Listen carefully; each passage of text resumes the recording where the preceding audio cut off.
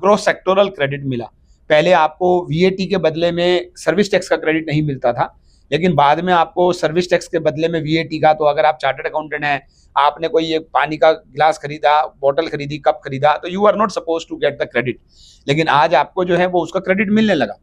Similarly VAT वाले के लिए भी बहुत सारे क्रेडिट ऐसे, जो ऑडिटर की फीस दे रहा है या सिक्योरिटी गार्ड के सर्विस टैक्स पे कर रहा था, पहले नहीं मिलता था, तो अब उसको मिलने लगा। तो वो कहीं ना कहीं पर उसकी जो कॉस्ट होती है वो उसको रिड्यूस कर देता है, क्योंकि आपको जो है वो टैक्सेस का बेनिफिट मिलने लगा। इसी तरीके से डबल टैक्सेशन था कंज्यूमर के लिए, कि आपको एक ही आइटम के ऊपर वीएटी भी लग रहा है, सर्विस टैक्स भी लग रहा है। तो कई बार जैसे आप रेस्टोरेंट में खाना खाने जा रहे हैं, तो आपको 1000 रुपए का बिल आया, उस पर 400 रुपए के ऊपर जो है वो आपको सर्विस टैक्स लग गया, और 1000 रुपए के ऊपर वीएटी भी लग गया, तो आप प्रैक्टिकली 1400 के ऊपर टैक्स दे रहे हैं। फिर टैक्स पे टैक्स होता था कि आपका जो है वो पहले एक्साइज ड्यूटी लगी, और जब वैट लगाने लगे तो उस पर भी वैट भी लग गया एक्साइज ड्यूटी को इंक्लूड करके। तो ये ऐसे कई बेनिफिट थे। एंट्री टैक्स की बात करें, बड़ी लंबी लंबी लाइनें आप देखते थे कि बॉर्डर पे जो है वो चेक पॉइंट्स पे लगी होती थी। तो अपने आप में जीएसटी जो है वो एक ब्लेसिंग है बिजनेसमैन के लिए, जहां पर उसको जो है ये सारे बेनिफिट मिलते हैं, उसकी कॉस्ट रिड्यूस होती है, ईज ऑफ डूइंग होता है, सारी स्टेट में एक जैसा लॉ है तो प्रोसीजरल डिफिकल्टी नहीं होती है, सब एक जैसे प्रोसीजर्स फॉलो करने हैं। तो वो कहीं ना कहीं पर उसकी बिजनेस की बॉयंसी को लेके जो मेरा मानना है कि ये अपने आप में एक ब्लेसिंग है, और इंटरनेशनल ट्रेड में कॉम्पिटिटिव भी बनता है। अब अगर हम लोग जो है वो दूसरी तरफ से बात करें, तो गवर्नमेंट के लिए भी जीएसटी अपने आप में एक ब्लेसिंग है, क्योंकि आपको जो है वो अगर स्ट्रीमलाइंड प्रोसेस हैं, आपका इलेक्ट्रॉनिक मैकेनिज्म अवेलेबल है, ज़्यादा आप लोगों ने इनिशिएटिव्स ले लिए, आपका जो है वो कोई इंटरप्रिटेशनल कन्फ्यूजन्स नहीं है, और सभी लोगों को एक जैसा कंसेप्ट फॉलो करना है। थ्रेशोल्ड का भी इम्पैक्ट है कि पहले एक्साइज ड्यूटी 1.5 करोड़ तक नहीं हुआ करती थी, आज आपको 20 लाख 40 लाख के ऊपर जो है वो आपकी एप्लीकेबिलिटी हो जाती है। तो आप जो देख रहे होंगे कलेक्शन में बॉयंसी, वो कहीं ना कहीं पर जीएसटी की वजह से जो है वो अपने आप में एक वरदान के रूप में आई है जी। अब अगर हम लोग जो है वो जीएसटी लॉ की बात करें, तो जीएसटी लॉ में बहुत सारे ऐसे पॉइंट्स हैं जो मुझे ये मानना है कि जो 1 जुलाई 17 से जब आए तो हम सब लोगों को पता होने चाहिए। तो मैं कहूँगा कि जैसे एग्जांपल की बात है कि हम कोई सप्लाई कर रहे हैं, वो कंसीडरेशन अगर है ही नहीं तो वो सप्लाई नहीं है, तो वो बात हमारे को पता होनी चाहिए। इसी तरीके से हमारी एक सप्लाई है, मिक्स सप्लाई, कंपोजिट सप्लाई, कि अगर आप दो अलग अलग प्रोडक्ट को एक प्राइसिंग करके बेच रहे हैं, लेकिन दो अलग अलग प्रोडक्ट की नेचर अलग अलग है और दोनों अपने आप में नेचुरली बंडल्ड नहीं है, तो उसको हम मिक्स सप्लाई बोलते हैं, तो उसमें highest of the rate applicable होता है। जीएसटी में रिवर्स चार्ज मैकेनिज्म है कि जहां पर हम लोग जो है कहीं ऑर्गेनाइज अनऑर्गेनाइज सेक्टर में बात करते हैं, या जहां पर लगता है कि उनको रजिस्ट्रेशन लेना उतना ईजी नहीं है या जरूरत नहीं है, तो वहां पर रिसिपिएंट को उसके ऊपर टैक्स देना है, तो वो अपने आप में जीएसटी के अंदर प्रावधान है।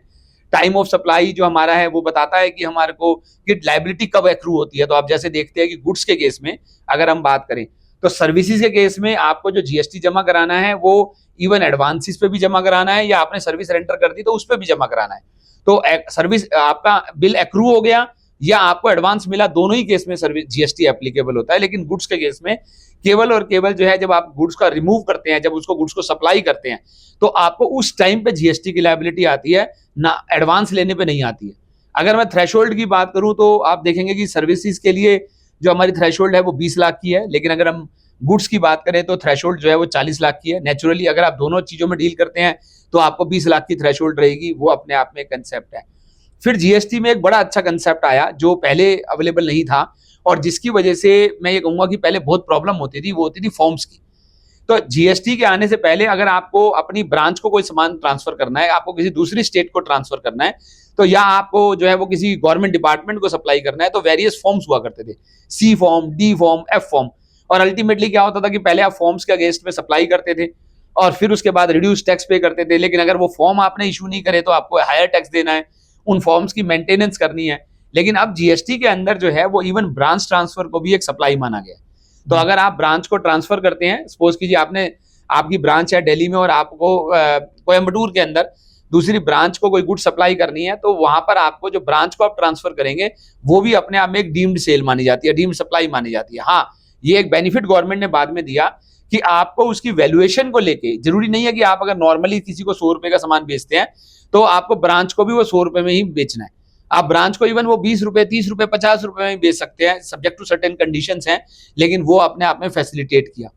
और उसके बाद जो एक बहुत बड़ा चीज जो मैंने आपको शुरू में बताई वो है इनपुट टैक्स क्रेडिट, जो जीएसटी की अपने आप में मैं कहूंगा कि आत्मा है,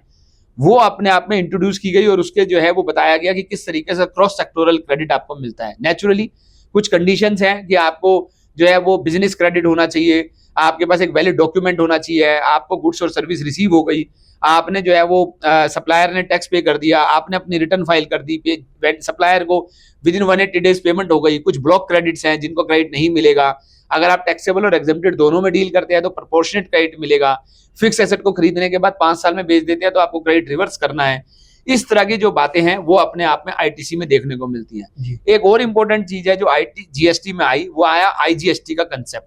आईजीएसटी का मतलब है जब आप कोई सप्लाई इंट्रा स्टेट करते हैं, विद इन द स्टेट करते हैं कि दिल्ली में ही आप सप्लायर है और दिल्ली में ही बायर है, तो उस केस में उसके ऊपर सीजीएसटी प्लस एसजीएसटी लगता है। मतलब जो हमारे सेंटर की ड्यूटी थी, क्योंकि आपको पता है कि हम फेडरल स्ट्रक्चर में अपना जो हमारा वातावरण है, तो हमारे पास स्टेट को भी टैक्सेस हैं और सेंटर के भी टैक्सेस हैं जो सबस्यूम हुए जीएसटी में। तो उसको मेंटेन करने के लिए 2 पोर्शन बनाए गए जीएसटी के। एक बनाया गया एसजीएसटी यानी कि स्टेट जीएसटी, और दूसरा बनाया गया सीजीएसटी मतलब सेंट्रल जीएसटी। तो अगर आपकी सप्लाई 18% अट्रैक्ट करती है और वो लोकल सप्लाई है, विद इन द स्टेट है, तो उस केस में क्या होगा कि आप एक सेंट्रल जीएसटी लगाएंगे 9% का और 9% का ही स्टेट जीएसटी लगाएंगे, और इस तरीके से आपको जो है वो कंप्लायंस हो गया। लेकिन यही सप्लाई अगर आपकी इंटर स्टेट में होती है,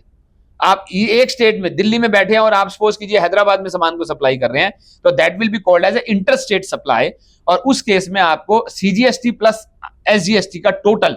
क्या कहलाता है, आईजीएसटी। तो वो आपको आईजीएसटी चार्ज करना है और गवर्नमेंट को पे करना है। और वहां पर एक बहुत सुंदर क्लियरिंग सिस्टम अवेलेबल है कि आप आईजीएसटी जमा कराते हैं, आईजीएसटी आप अपनी स्टेट ऑफ रजिस्ट्रेशन में जमा कराएंगे, दिल्ली में जमा कराएंगे। लेकिन क्योंकि जीएसटी एक कंजम्पशन बेस्ड टैक्स है, डेस्टिनेशन बेस्ड टैक्स है, मतलब टैक्स का बेनिफिट उस स्टेट को मिलेगा, स्टेट वाले पोर्शन का जहां पर कंजम्पशन हुई। तो अल्टीमेटली आपने दिल्ली में 18% आईजीएसटी कलेक्ट किया, लेकिन वो 9% टैक्स जो है वो आप हैदराबाद में जो है क्लियरिंग हाउस की तरह, आपके जो हैदराबाद स्टेट में जो है वो अपने आप में सिटी में जो अपने तेलंगाना जो स्टेट है वो उसके पास ट्रांसफर हो जाएगा और उसको बेनिफिट उस तरीके से मिल जाएगा। So that is something has been introduced by the GST regime. अब ये सारी बातें करने के बाद जो एक इंपॉर्टेंट बात यह है कि जीएसटी ने हमारे को बहुत सारी इस तरह की बातें ही बताई कि आपको कंप्लायंसेस करनी पड़ेंगी। आज जीएसटी के अंदर देखें तो आपको जो है वो स्टेट वाइज रजिस्ट्रेशन लेना होता है। तो अगर आप 20 स्टेट में ऑपरेट करते हैं तो सर्विस टैक्स में ऐसा नहीं था, एक्साइज में ऐसा नहीं था, लेकिन आपको जो है वो आज की तारीख में अगर आप 20 स्टेट में डील करते हैं, 2 प्रोसीजर सेम है बट आपको 20 अलग अलग रजिस्ट्रेशन कराने हैं। उसके हिसाब से आपको जो है वो 20 रजिस्ट्रेशन कराने हैं, तो 20 रिटर्न्स भी आपको अलग अलग फाइल करनी है, 20 तरह की असेसमेंट भी आपकी होंगी, जो अपने आप में कई बार जो है वो कम्बरसम भी हो जाता है। तो अपने आप में जहां पर एक बेनिफिट्स है वहां पर मुझे लगता है कि थोड़ा सा कंप्लायंस जो है वो अपने आप में एक चैलेंजिंग भी जो है वो जीएसटी के अंदर बनता जा रहा है। अभी जो है वो इंपॉर्टेंट बात, जो हम 8 साल के लेखे जोखे की बात करें आपसे, तो मेरा ये मानना है कि एक तरफ जहां पर जीएसटी ने कलेक्शन की बोयंसी दी, ईज ऑफ डूइंग दी, वहां पर जो है वो कुछ हद तक जो है वो ऐसे इशू भी आए जहां पर जो है वो कंप्लायंस को लेके जो है वो एक एक्स्ट्रा बर्डन जो है वो एसएससीज को देखने को मिला। दो जैसे जैसे हम लोग ई मैनेजमेंट की तरफ जा रहे हैं, आप लोगों ने देखा होगा कि जीएसटीएन का सिस्टम जो है वो बड़ा मैं कहूंगा कि बहुत ही एक वेलकम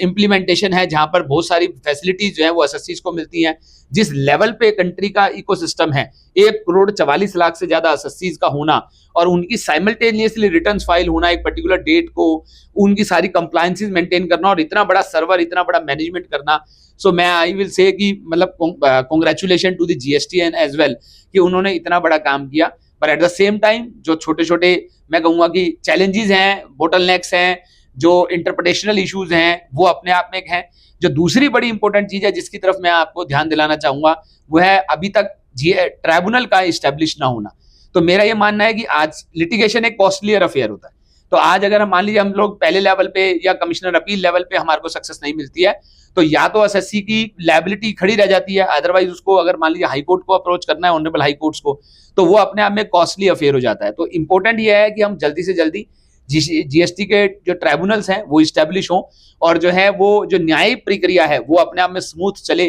ताकि बहुत सारी क्लैरिटी भी आती है। कई बार क्या होता है कि आपको पता ही नहीं होता है कि इस एक्टिविटी पे टैक्स लगेगा या नहीं लगेगा, लेकिन अगर ट्राइब्यूनल से आपको डिसीजन आ जाता है तो you will get a settlement कि हाँ इसके ऊपर टैक्स लगेगा या नहीं लगेगा। So it's one of the important aspect. एक मैं इंपॉर्टेंट बधाई देना चाहूंगा गवर्नमेंट को कि जो उनकी रिस्पॉन्सिवनेस है। आज हम लोग कई बार देखते हैं कि कोई भी रिकमेंडेशंस, आप लोग भी भेजते हैं कोई रिकमेंडेशन, तो उसका इमीडिएटली जो रिस्पॉन्स आता है, इमीडिएटली जो अमेंडमेंट आती है जीएसटी काउंसिल के थ्रू, वो अपने आप में वेलकम है। मेरा ये मानना है 8 साल में हम एक तरफ ये कह सकते हैं कि बहुत सारे अमेंडमेंट्स आए, पर at the same time I will say कि this is a responsiveness of the government कि जब जब बिजनेस को, ट्रेड को, इंडस्ट्री को, प्रोफेशनल्स को चैलेंज आए, उन्होंने इमीडिएटली उसका लिए जो है वो सूटेबल क्लैरिफिकेशन इशू करी, अमेंडमेंट्स इशू करी, सो दैट कि जितना हो सके ये स्मूथ इंप्लीमेंटेशन हम कर सके। जी, थैंक यू सर।